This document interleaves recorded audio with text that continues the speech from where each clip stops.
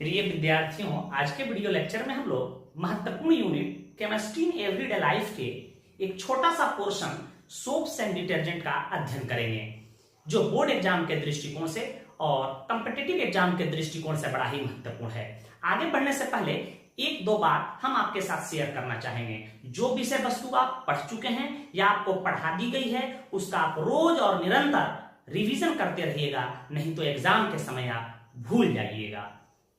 कितना पढ़े हैं, क्या क्या पढ़े हैं, ये मायने नहीं रखता, कितना सीखे हैं ये बहुत मायने रखता है।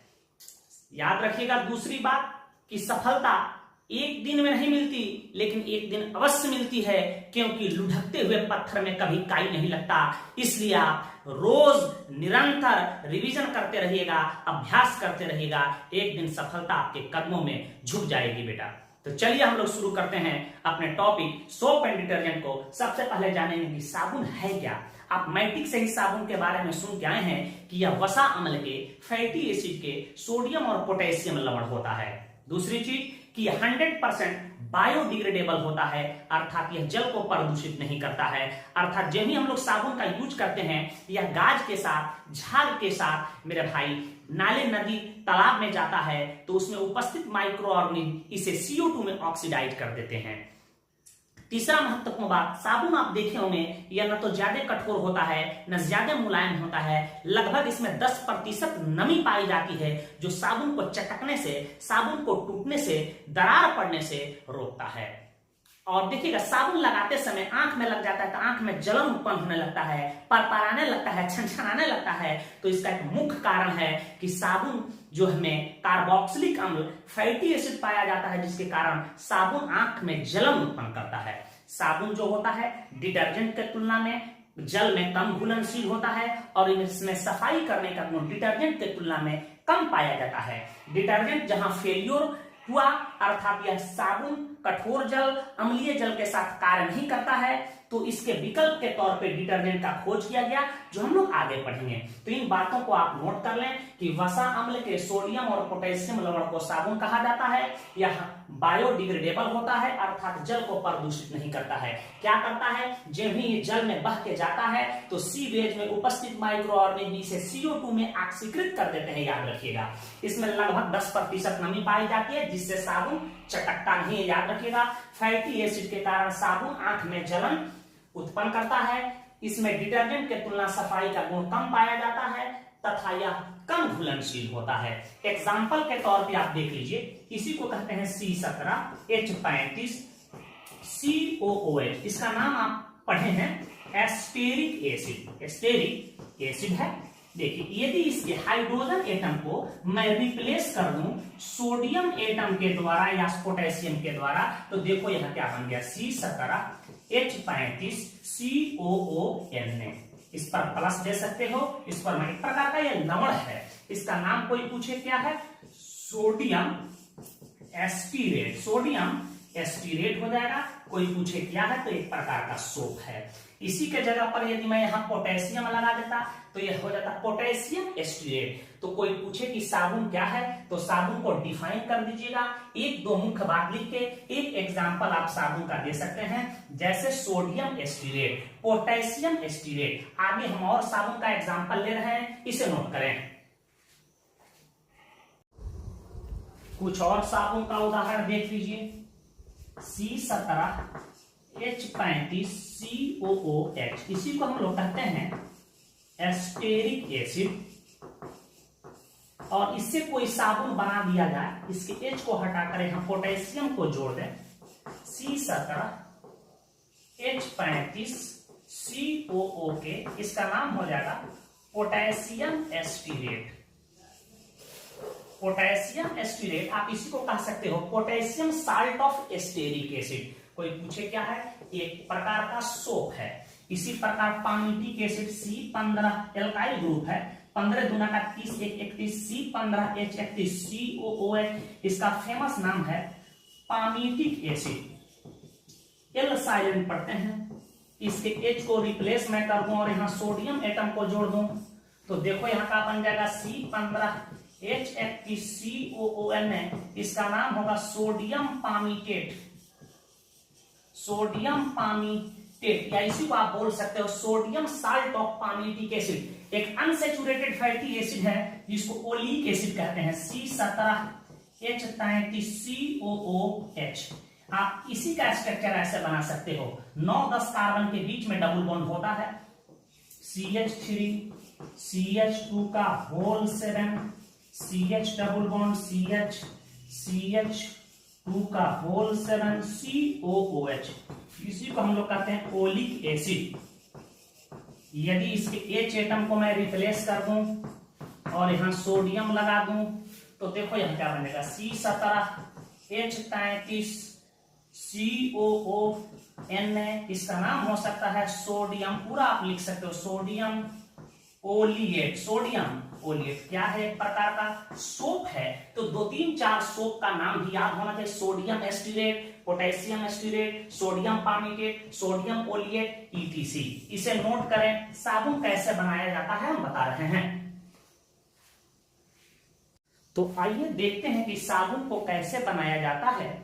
आपके बोर्ड एग्जाम में 2 अंकों का एक प्रश्न पूछता है कि साबुनीकरण क्या है, सोपनिफिकेशन किसे कहा जाता है। तो देखिए, वसा को या तेल को, जानवरों से प्राप्त वसा हो या तेल हो, ऑलिव ऑयल हो, कोकोनट ऑयल हो, किसी चीज का तेल हो, पेड़ पौधों का तेल हो, सरसों का तेल हो, वसा हो या तेल को जब हम लोग क्या करते हैं, क्षार NaOH या KOH के विलयन के साथ गर्म करते हैं तो साबुन का निर्माण होता है। साबुन बनाने की इसी प्रक्रिया को साबुनीकरण कहा जाता है। फिर प्रश्न उठता है आपके दिमाग में कि तेल या वसा क्या है, तो एक प्रकार का लिपिड है जिसको हम लोग ग्लिसराइड्स कहते हैं, उसके बारे में भी हम बता रहे हैं। तो किसी भी तेल को जब हम लोग क्षार के विलयन के साथ लेके गर्म करेंगे तो साबुन का निर्माण होगा। इसी प्रक्रिया को साबुनीकरण कहा जाएगा। साबुनीकरण के पश्चात थोड़ा सा इसमें NaCl को डाल देते हैं, सोडियम क्लोराइड को डाला जाता है, जो साबुन के विलयता को कम करता है और साबुन को उस विलयन से पृथक होने में सहायता प्रदान करता है। जब साबुन को हम लोग अलग कर लेते हैं तो जो प्राप्त विलयन बच जाता है जिसमें ग्लिसरॉल मौजूद रहता है उसको एस्पेंट लाई के नाम से जाना जाता है। इसे प्रभाजी आसवन के द्वारा ग्लिसरॉल को चाहे तो हम लोग अलग कर सकते हैं। आवश्यकता अनुसार इसमें मेडिसिन, एंटीसेप्टिक्स, परफ्यूम डाल देते हैं और अपने सांचे के अनुसार, अपनी आवश्यकता अनुसार इसे सांचे में ढाल लिया जाता है और इसे काट लिया जाता है। तो इतना लिखने की जरूरत नहीं है। कोई पूछे कि साबुनीकरण क्या है तो आप इतना बात लिखिएगा, रिएक्शन को जरूर लिखना। देखिए, वसा का सूत्र मैं बता रहा हूं, यहाँ एक वसा है या तेल है कहिएगा,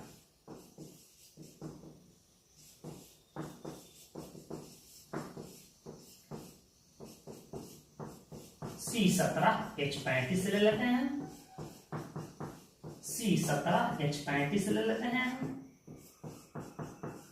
C17H35 ले लेते हैं। या कोई पूछे क्या है, आयल या फैट का सूत्र है, इसी को हम लोग कहते हैं ट्राई एस्टीरेट। याद रखिएगा, ट्राई एस्टीरेट, ट्राई एस्टीरेट है, बसा है।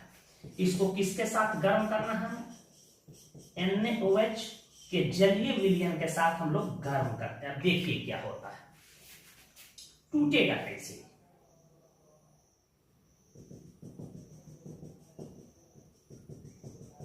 ई वाला पार्ट और छोटू ये पार्ट बाहर निकल जाता है। क्या निकल गया यहां देखिए, C17H35 C double bond ONA, कितना मोल बना, 3 मोल बन गया सोडियम एस्टीरेट। साबुन बन गया कितना मोल, 3 मोल बन गया, प्लस क्या बना, ग्लिसरॉल CH2OH। और यह जो OH है यहां चला जाता है, यहां चला जाता है, यहां चला जाता है। देख रहे ये OH कहां चला जाता है, यहां यहां यहां। तो देखो तो CHOH CH2OH, इसी को हम लोग पढ़ते हैं GLYCERL, ग्लिसरॉल। यह क्या करता है, साबुन को ट्रांसपेरेंट करता है और झाग को सूखने से रोकता है। ठीक है, तो पहले इसे नोट करें, आगे वाली बात मैं नोट करा दे रहा हूं। देखिए, साबुनीकरण के पश्चात हम लोग क्या करते हैं, उसमें थोड़ा सा NaCl डाल दिया जाता है, जो क्या करता है, साबुन के विलयता को घटाता है। उस विलयन में साबुन घुले नहीं, घटाता है, तथा इसे विलयन से पृथक होने में सहायता करता है। साबुन के पृथक होने के पश्चात, साबुन जब अलग हो जाता है, पश्चात प्राप्त विलयन को स्पेंट लाई कहा जाता है। और इस स्पेंट लाई में होता क्या है, ग्लिसरॉल पाया जाता है। जिसमें ग्लिसरॉल होता है, इसे चाहे तो हम प्रभाजी आसवन के द्वारा ग्लिसरॉल को भी अलग कर सकते हैं। साबुन में आवश्यकता अनुसार परफ्यूम, कलर, एंटीसेप्टिक्स, मेडिसिन आदि डाल दिया जाता है तथा इसे छोटे छोटे टुकड़ों में काट दिया जाता है ताकि पकड़ने में सुविधा हो सके। बहुत सारे साबुन का नाम जानते हैं, जैसे नीम सोप है, डव सोप है, कार्बोलिक सोप है, डिटॉल सोप है, ईटीसी हो सकता है। एक नोट में बात याद रखिएगा, कोई आपसे पूछ दे कि नेचुरल फैट या आयल क्या है, तो नेचुरल फैट या आयल हायर फैटी एसिड के ट्राई एस्टर और ग्लिसरॉल होता है। ठीक है, याद रखिए, जिसे ग्लिसराइड्स के नाम से हम लोग जानते हैं। और ग्लिसराइड्स क्या है, एक प्रकार का लिपिड है, याद रखिएगा। यह हमारे खून में भी पाया जाता है। ज्यादा आप तेल वसा युक्त सामान खाइएगा तो आपके शरीर में भी एक लिपिड बढ़ जाती है जिसको ट्राइग्लिसराइड्स कहते हैं। ठीक है, इसलिए तेल वसा को कम लेना चाहिए बेहतर स्वास्थ्य के लिए। तो देखिए, हम लोग एक वसा और तेल बना के दिखा रहे हैं। यह क्या होता है, हायर फैटी एसिड के ट्राई एस्टर, मतलब 3 एस्टर ग्रुप दिखाई देते हैं और ग्लिसरॉल होता है। तो यहां हम इसका एग्जांपल ले लेते हैं तेल का। तेल बनता कैसे या तेल होता क्या है। नेचुरल तेल की मैं बात कर रहा हूं या नेचुरल फैट का मैं बात कर रहा हूं। यहां देखिए, यही ग्लिसरॉल है, CH2CH, यह ग्लिसरॉल है, GLYCEROL ग्लिसरॉल है। और हायर फैटी एसिड मैं कोई ले लेता हूं, यहां देखिए HO, C double bond OR, alkyl group, कम से कम 12, 13, 14, 15, 16 लंबा कार्बन का चेन होना चाहिए। एक मोल और ले लेता हूं, HO, C double bond OR, HO, C double bond OR। यह कार्बोक्सिलिक एसिड मैंने आपको ले लिया 3 मोल।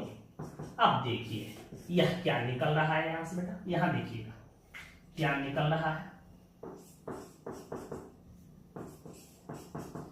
देखिए यहां से क्या निकल रहा है, जल निकल गया। कितना मोल, 3 मोल जल को निकाल दो, जो बचा जोड़ दो, CH2O, C double bond OR, CHO, C double bond OR, CH। यह R समान भी हो सकता है, R भिन्न भिन्न भी हो सकता है। समान हो तो उसे सिंपल ग्लिसराइड्स कहेंगे, और यदि भिन्न भिन्न आर हो तो उसे हम लोग मिक्स्ड ग्लिसराइड्स के नाम से जानते हैं। जो आपके सिलेबस से थोड़ा सा बाहर का चीज है तो विशेष जानने की जरूरत नहीं है। इसी को हम लोग कहेंगे ट्राई GLYC या ट्राई ग्लिसराइड्स है। कोई पूछे क्या है तो एक प्रकार का फैट या आयल है। देख रहे हैं कि यह फैटी एसिड है। कोई पूछे यह क्या है, यह फैटी एसिड है, यह ग्लिसरॉल है और इसी का यह ट्राई एस्टर होता है। तो जानकारी के लिए याद रखिएगा कि नेचुरल फैटी आयल क्या होता है, हायर फैटी एसिड के ट्राई एस्टर, और ग्लिसरॉल होता है जिसे हम लोग ग्लिसराइड्स के नाम से जानते हैं, एक प्रकार का लिपिड है। आपके एग्जाम में केवल पूछा जाएगा कि सोपनिफिकेशन, साबुनीकरण क्या है, तो साबुनीकरण को परिभाषित करके एग्जाम्पल दे दीजिएगा। इसे भी नोट करें, हम साबुन के प्रकार बता रहे हैं। साबुन के टाइप्स को भी देख लें। पहला होता है हार्ड सोप, याद रखिएगा।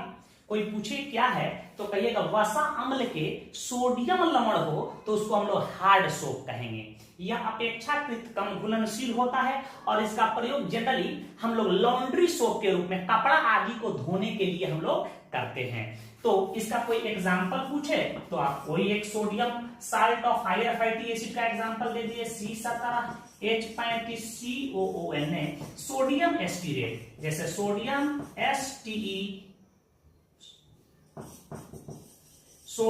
एस्टीरेट इसका एग्जाम्पल हो सकता है। वसा अम्ल का कोई भी सोडियम लवण हो तो उसको हम लोग हार्ड सोप के कैटेगरी में रखते हैं, और वसा अम्ल के पोटेशियम लवण को हम लोग सॉफ्ट सोप कहते हैं। यह अपेक्षाकृत अधिक घुलनशील होता है हार्ड सोप के तुलना में, तथा इसका प्रयोग बाथिंग सोप के रूप में, सेविंग सोप के रूप में, लिक्विड सोप के रूप में प्रयोग किया जाता है। एग्जाम्पल के तौर पे आप लिख सकते हो C17 H35 COO के, पोटेशियम एस्टिरेट C17 H33 COO के, पोटेशियम ओलिएट। यह साबुन क्या ऐसा होगा, इसको सॉफ्ट सोप कहेंगे, इसको हार्ड सोप कहेंगे। कुछ साबुन को और टाइप बता रहे हैं जो एनसीईआरटी में मेंशन है, इसे नोट करें।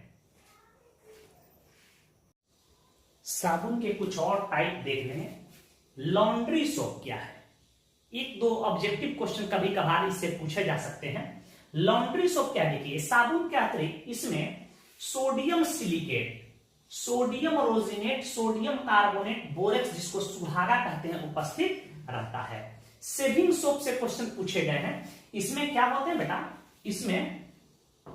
इसमें ग्लिसरॉल, रोजिन जिसको सोडियम रोजिनेट उपस्थित रहता है। याद रखिएगा यह ग्लिसरॉल झाग को सूखने से रोकता है और रोजिन जो है स्किन को मुलायम और सॉफ्ट करता है। देखिए दाढ़ी बनाने के बाद आप महसूस करते होंगे कि हम बहुत स्मार्ट लग रहे हैं, हमारा चेहरा दमक रहा है। तो रोजिन जो होता है क्रीम में या शेविंग सोप में, वह चमड़ा को सॉफ्ट रखता है और ग्लिसरॉल झाग को सूखने से रोकता है।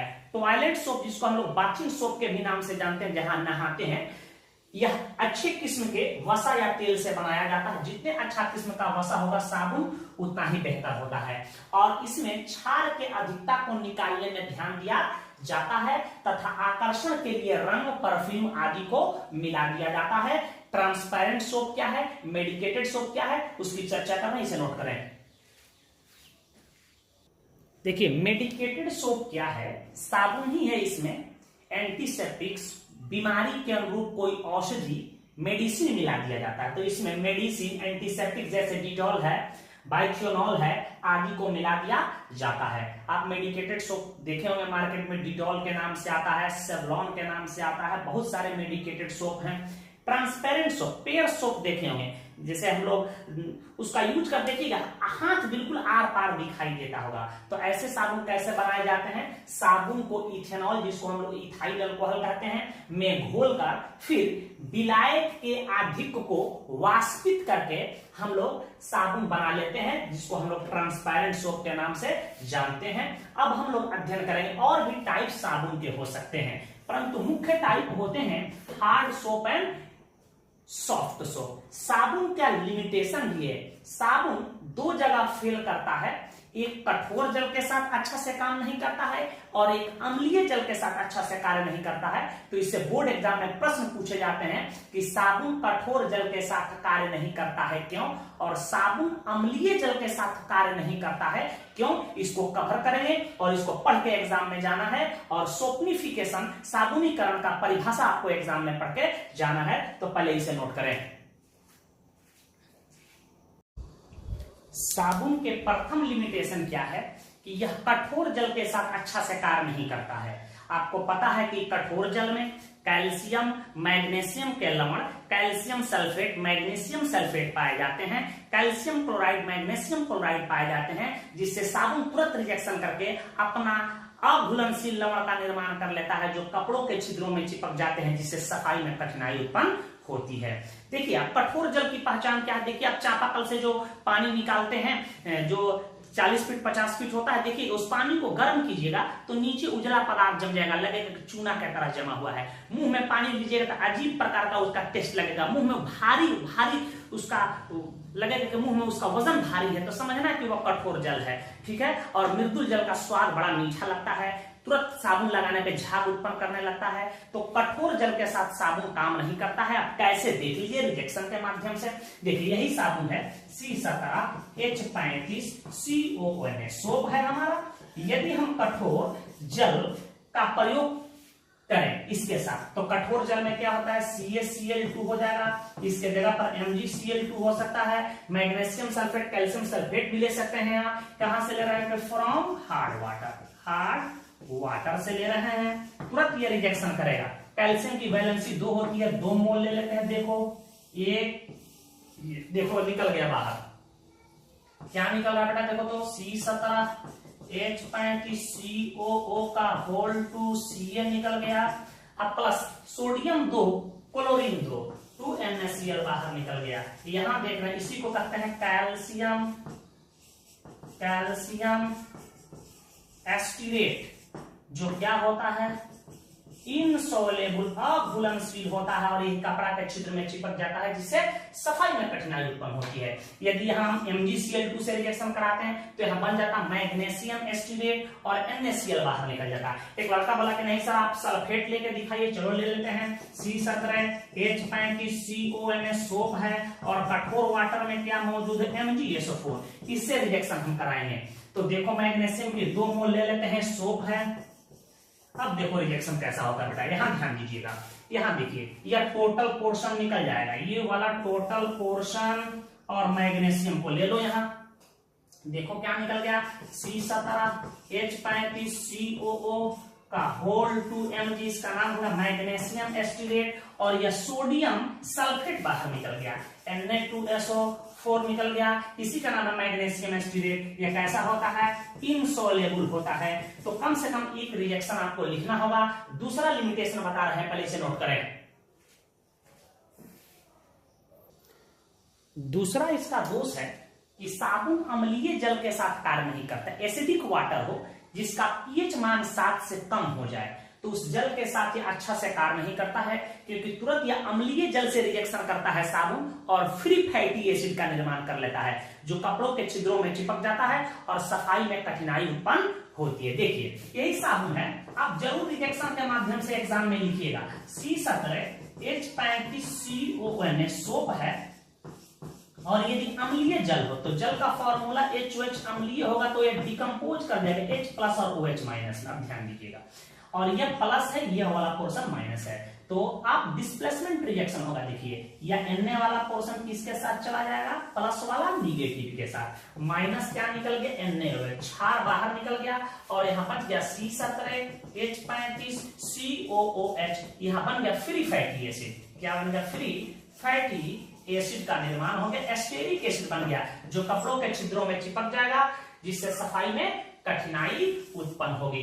तो बोर्ड एग्जाम में सोप से 3 ही प्रश्न पूछे जाते हैं। पहला प्रश्न कि साबुन क्या है, उदाहरण दें। साबुनीकरण क्या है, उदाहरण दें। और तीसरा प्रश्न होता है कि साबुन कठोर जल के साथ या अम्लीय जल के साथ कार्य नहीं करता है, क्यों। और एक चौथा क्वेश्चन बनेगा सोप और डिटर्जेंट दोनों को मिलाकर कि साबुन और अपमार्जक में अंतर बताएं। तो इसे नोट करें, हम कुछ बोर्ड लेवल का क्वेश्चन आपको दे रहे हैं, उसको घर पे आप लिखिएगा। पहला प्रश्न होगा, होमवर्क के तौर पे हम दे रहे हैं, इसे घर आप लिख लीजिएगा। ये शॉर्ट क्वेश्चंस है जो बोर्ड एग्जाम में बार बार पूछे जाते हैं, इसे आप घर पे अभ्यास कीजिएगा कि साबुन क्या है, उदाहरण दें। साबुनीकरण से क्या समझते हैं, ये रिजेक्शन जरूर लिखिएगा। साबुन कठोर जल के साथ कार्य नहीं करता है, क्यों, जरूर रिजेक्शन लिखिएगा। और साबुन अम्लीय जल के साथ कार्य नहीं करता है, क्यों, इसे नोट करें। चलिए तो हम लोग साबुन के संरचना का अध्ययन कर लें। डिटर्जेंट का भी स्ट्रक्चर ऐसा ही होता है, बिल्कुल सोप के तरह से। सोप या डिटर्जेंट जब पानी में घुलते हैं तो कोलाइडी विलयन का निर्माण होता है, जिसको मिसेल कहते हैं। इसमें 100 से अधिक अणु एक जगह इकट्ठा होते हैं। साबुन या डिटर्जेंट के 100 से अधिक अणु जब एक जगह इकट्ठा होते हैं तो उसको हम लोग मिसेल के नाम से जानते हैं। वैसे सरफेस केमिस्ट्री में हम लोग डिटेल अध्ययन करेंगे कोलाइड और कोलाइड्स के टाइप का। देखिए साबुन का यही स्ट्रक्चर है, यहां ध्यान से आप देखिएगा।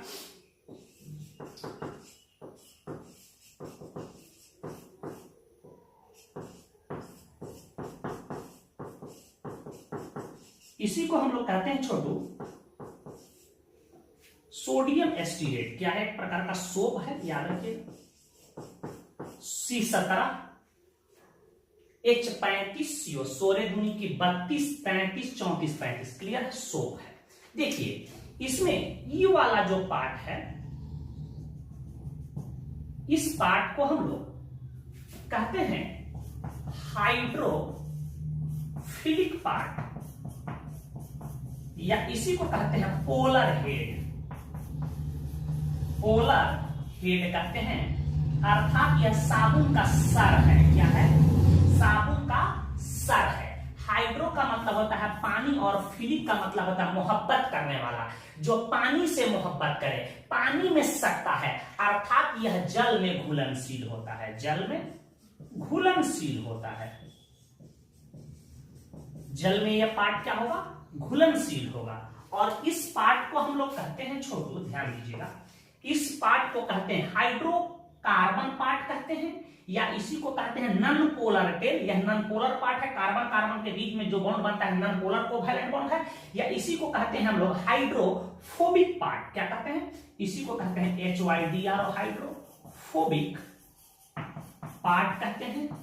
या इसी को नॉन पोलर टेल कहते हैं, नॉन पोलर टेल कहते हैं, पूंछ है या इसी को कहते हैं हाइड्रोकार्बन पार्ट, हाइड्रोकार्बन पार्ट कहते हैं।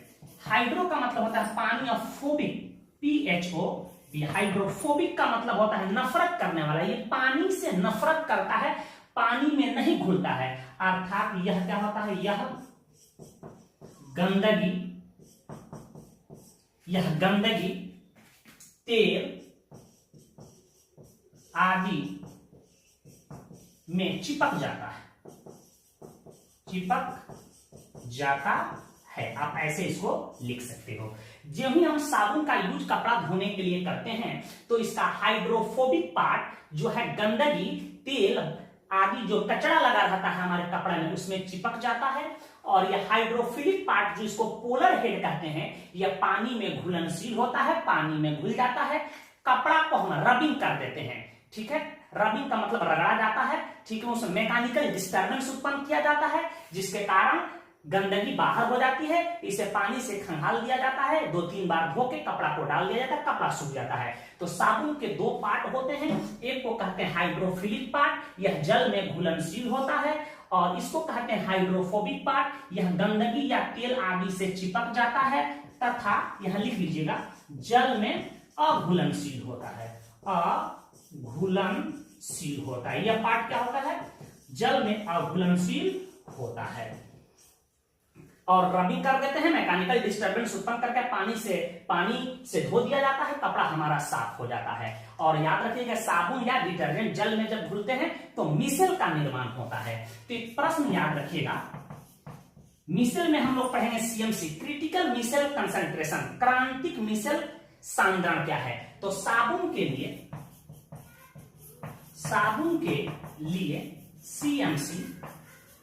CMC इसका क्रिटिकल मिसेल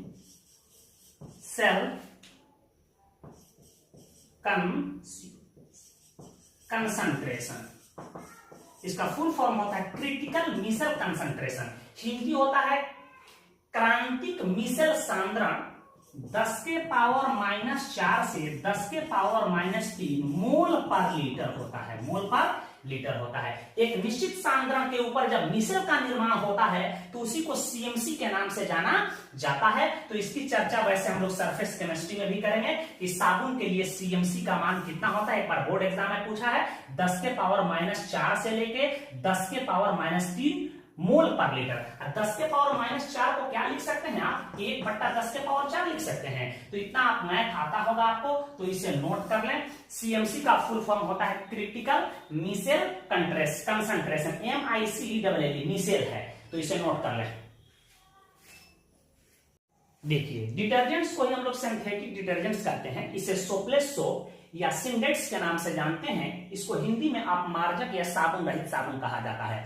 साबुन के दोषों को दूर करने के लिए डिटर्जेंट का खोज किया गया। कोई पूछे कि क्या है डिटर्जेंट्स, तो आप जवाब दीजिएगा कि सर लंबी श्रृंखला वाले जिसमें कार्बन 12 से 18 हो, एल्काइल बेंजीन सल्फोनेट या एल्काइल सल्फेट के सोडियम लवण को डिटर्जेंट कहा जाता है। कोई किताब इसे ऐसे भी लिख दिया होगा कि लंबी श्रृंखला वाले एल्काइल बेंजीन सल्फोनिक एसिड या लंबी श्रृंखला वाले एल्काइल सल्फेट के सोडियम लवण को डिटर्जेंट कहा जाता है, वो भी बात सही है।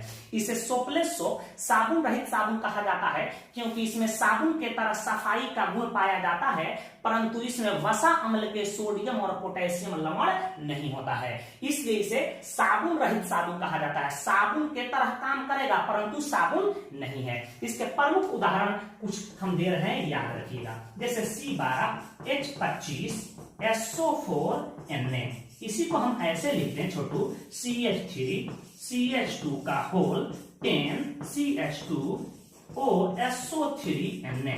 इसका नाम क्या हो जाएगा? देखिए यह जो डिटर्जेंट है यह ल्यूराइल अल्कोहल से बना होता है। ल्यूराइल अल्कोहल का सूत्र होता है C12H25OH, तो इसलिए इसका नाम पड़ गया sodium lauryl sulphate.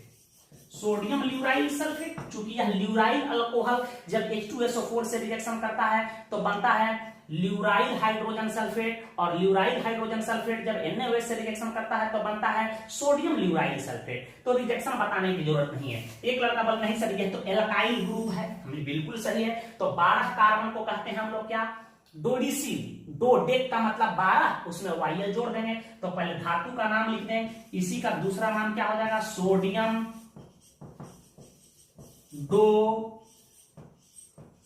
डोडिसिल। Sodium डोडिसिल sulphate हो सकता है इसका नाम। बात आप समझ चुके होंगे। इसे लिखिए कुछ और, हम डिटर्जेंट का एग्जांपल ले रहे हैं। एक दो और उदाहरण देख लीजिए। मैं कहूं कि C12H25SO3Na, अब इसका नाम बताइए। देखिए इसका नाम हो जाएगा क्या, सोडियम। पहले धातु का नाम लिख देंगे सोडियम, अब पारा पे क्या है, डोडिसिल, बेंजीन सल्फोनेट, बेंजीन सल्फोनेट, यह एक प्रकार का डिटर्जेंट हुआ। याद रखिएगा ये जो एल्काइल ग्रुप जुड़ा है यदि लीनियर चेन में हो, सीधे चेन में हो, तो ऐसे डिटर्जेंट बायोडिग्रेडेबल होते हैं, जल को प्रदूषित नहीं करते हैं। और यदि जो लंबी श्रृंखला जो कार्बन का दिखाई दे रहा है ब्रांच में हो, तो वह जल को प्रदूषित करते हैं, अर्थात वह बायोडिग्रेडेबल नहीं होंगे। जितने ही ब्रांचिंग होगी डिटर्जेंट में, वह डिटर्जेंट उतना ही जल को प्रदूषित करेगा, अर्थात नॉन बायोडिग्रेडेबल होगा। एक और एग्जांपल हम ले लेते हैं। मैं कह दूं कि CH3 CH2 का होल 4 CH2, इस एल्काइल ग्रुप को कहते हैं सेटाइल। और मैं कह दूं यहाँ SO4 Na मैं कह दूं, या इसी को ऐसे लिख सकता हूं कि CH3 CH2 का होल 14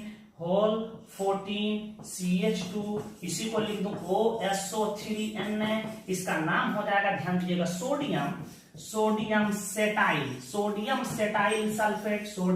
सेटाइल सल्फेट। क्लियर है। इसे एग्जांपल के तौर पे आप लिख लें, हम दो नोट आपको बता रहे हैं।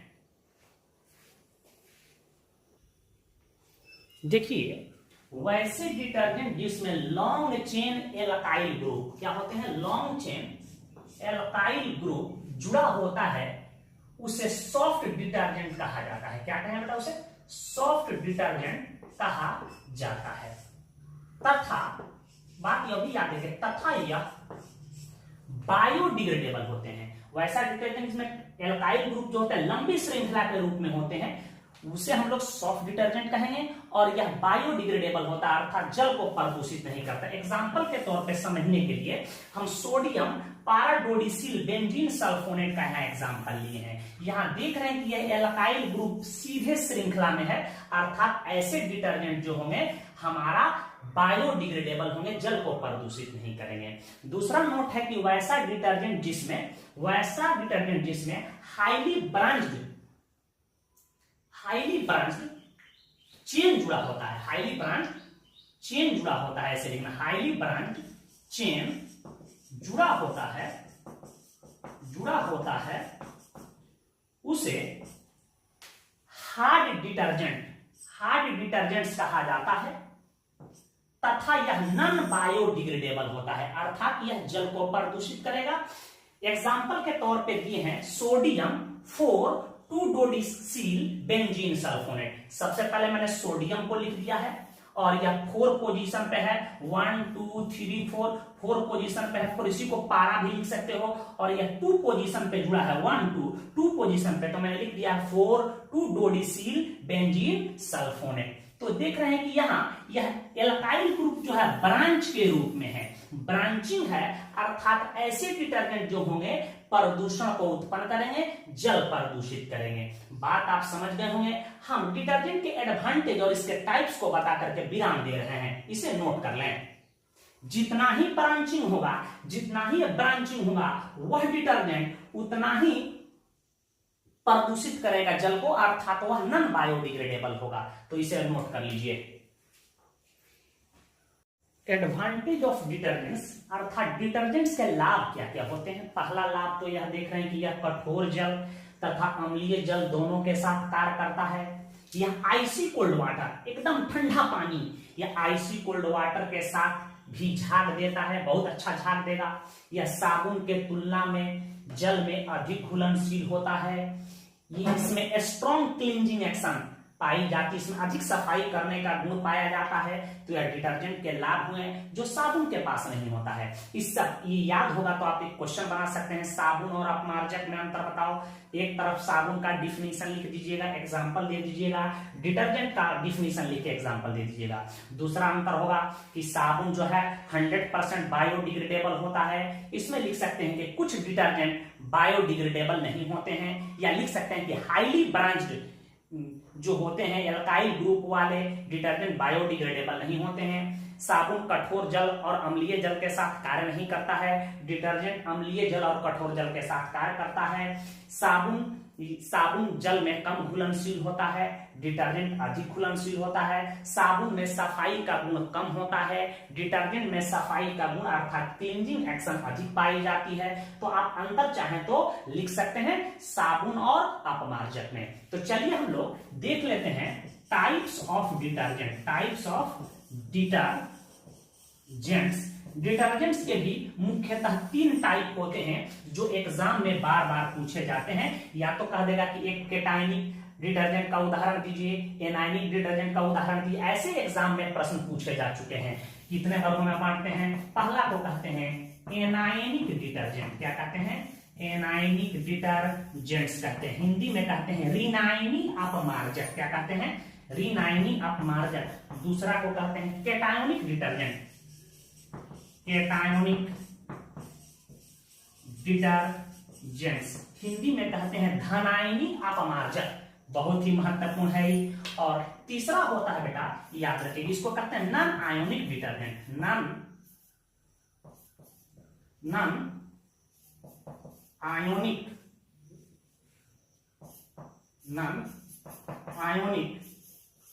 डिटर्जेंट्स। नॉन आयनिक डिटर्जेंट तीसरा टाइप हो गया। तो इसे लिखिए, आगे बता रहे हैं। तो आइए हम लोग जाने कि एनायनिक डिटर्जेंट हिंदी में कहते हैं रिनायनी अपमार्जक। आप हिंदी इसका लिख लीजिएगा, रिनायनी अपमार्जक क्या है।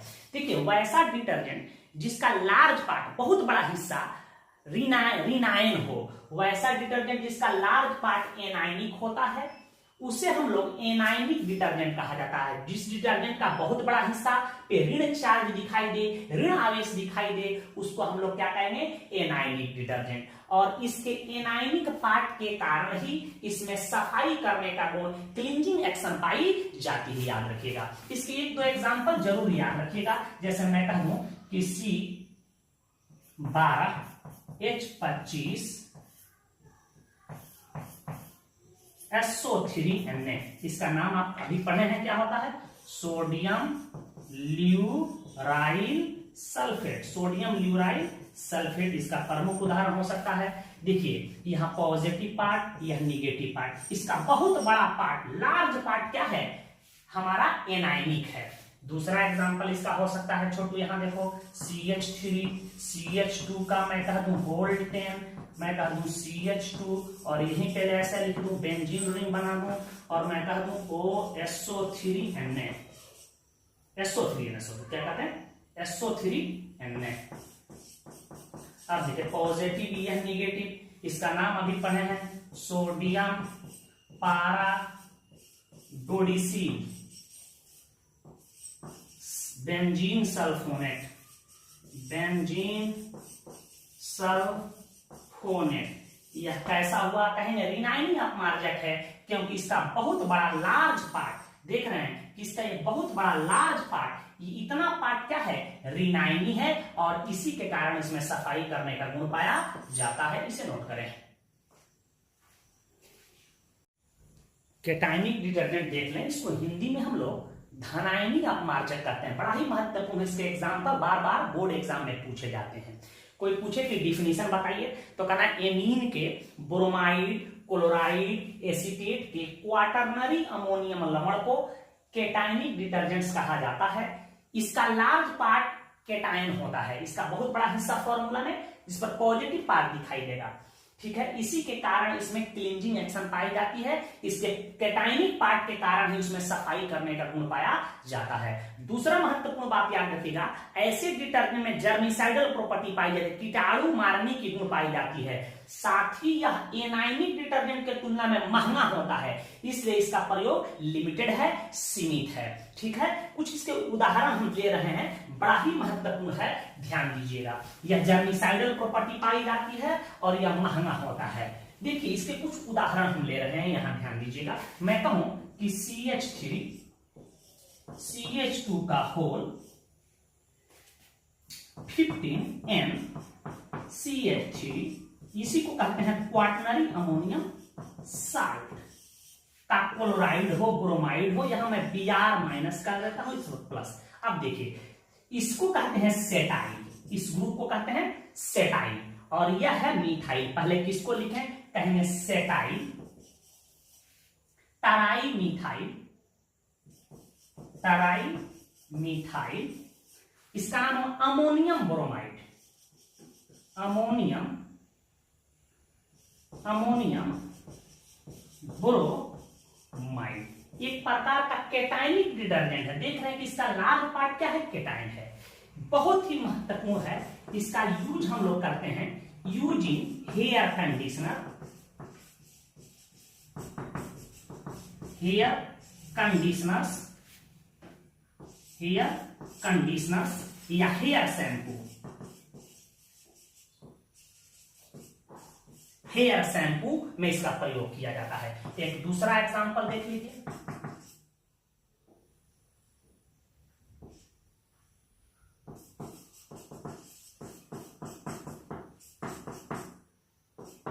कोई पूछे कि इसका नाम बताइए, भी एक प्रकार का केटायनिक डिटर्जेंट है, प्लस दे दें, Cl माइनस दे दें। अब देखिए C17 यहां दिखाई दे रहा है, 18, ये 18 कार्बन वाला एल्काइल ग्रुप है, तो इसको कहेंगे ऑक्टा डेसाइल। क्या कहेंगे, ऑक्टा डेसाइल है, तो इसका नाम लिख देते हैं octa decyl try methyl ammonium chloride. ये भी एक प्रकार का केटायनिक डिटर्जेंट है, इसका लार्ज पार्ट क्या है, केटायनिक है, इसे लिखें। देखिए नॉन आयनिक डिटर्जेंट्स क्या है, वैसा डिटर्जेंट जिसमें कोई आयन नहीं दिखाई दे, न धनायन हो न ऋणायन हो, तो उसे हम लोग नॉन आयनिक डिटर्जेंट्स के नाम से हम लोग जानते हैं। एग्जाम्पल के तौर पे कोई पूछे तो कहिएगा कि जब एस्टेरिक एसिड C17H35COH और इथाइलिन ग्लाइकोल को पढ़ के आए हो CH2OH, जब रिजेक्शन करता है तो एक डिटर्जेंट का निर्माण होता है, पॉलीइथाइलिन ग्लाइकोल एस्टीरेट नामक नॉन आयनिक डिटर्जेंट बनता है, याद रखिए। तो कोई पूछे कि वैसा डिटर्जेंट जिसमें कोई आयन नहीं होता है उसे क्या कहते हैं, तो आप जवाब दीजिएगा सर उसी को नॉन आयनिक डिटर्जेंट कहते हैं। जैसे एग्जांपल के तौर पर पॉलीइथाइलिन ग्लाइकोल एस्टीरेट हो सकता है।